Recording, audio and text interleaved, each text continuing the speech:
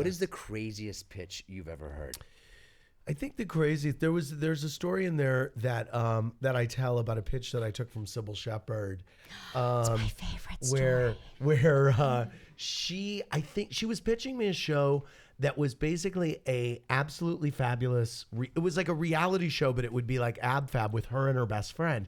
And actually, when I think about it now, I think that's actually maybe we should have done that show. It's kind of a good idea for a show. And she was just like, look, we're a bunch of nutbags. My best friend and I will do anything. And we were hanging out, and as we're hanging out in this manager's office, it was really hot in there, and she kept carrying on about how hot it was. And she goes, I have an idea. God, it's so hot in here. We're in LA. Let's take our shirts off. And I was like, oh, okay. Yeah, I'm down. I look good right now. And she was being But you were with other executives. No, it was just me. Oh, at the time. Yeah, it was just me. It was just me.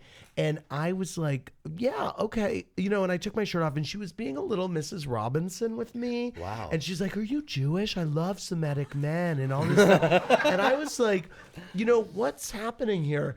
And then, it was going on, and she was being really flirty. And now I look back on it, and I think, oh, this was so genius what she was doing. She was doing the show for me in the room. She was showing me how nutty her life was and how crazy it would be. And so it was so smart of her. And then she said to me, I have another idea. And I was like, what? What do I have to do now? And she goes, let's take our pants off. What? And I was like, come on. what? And I was like, no. And I immediately said no. And she was like, why? Are you nervous? Are you scared?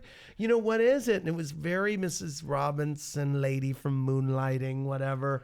And I was like, the issue was, and it was so crazy, I was freeballing that day. And so I wasn't wearing underwear, I guess, whatever. I liked my khakis. I was in LA. I was feeling free. And so I was like, and then I had to admit to her, like, I'm not wearing underwear, Miss Shepherd. And so basically we just immediately put our shirts on and cleaned up like we had just done something filthy. And it was terrible. And so I guess that was the craziest. Do you remember that time that we brought in a pitch to you, Kelly and I brought in a pitch to you? Oh, yes. Oh, my we God. Brought a pitch into to Andy and Bravo because they were doing a really good cooking shows. And we had an idea of this guy who would go and find game, whatever, and kill it and then cook it. Was that orchestrated?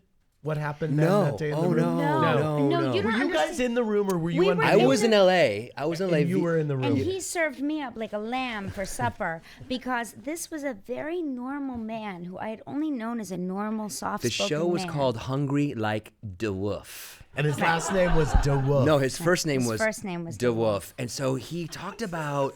And I'm in LA, and I'm via conference to this pitch. And I'm so excited because we're with our friend. It was the first show we really pitched to him. Right. And De Wolf goes in. He goes, when you kill the deer, and you reach your hand into the carcass, and you stick your hand inside, the blood is on your hands, and it's real.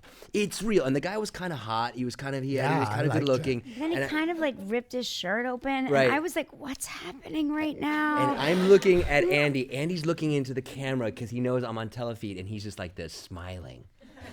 Like, I can't believe this is happening. This is great. And he got up on the table. Right. Yeah, he stood on the table. Yeah, he stood on the table. Crazy. I'm eating Pop Rocks now. No, they're so good. I brought some home for the kids. Oh. I hope it's okay. No, it was one of those moments where I thought that you and Mark were playing a trick on me. You thought you were being punked? And no, I thought you were playing a trick on me. And I'm like, oh, they went to so much effort because here's this guy and I've met with him and there's all of this normal stuff. He seems very normal. We've actually had a meal with him and it was normal. He did not rip his shirt off. He did not stand on the table. He did not tell me about opening up a carcass of a deer and sticking his hands inside and how it's real and it's manly and you're alive. When you kill something, it's the most alive you'll ever be. And I thought to myself, oh my gosh, I just hope that I drop dead in this meeting so I don't have to endure another second of this. And we didn't pick the show up. No, you didn't. I was very surprised you didn't. Right.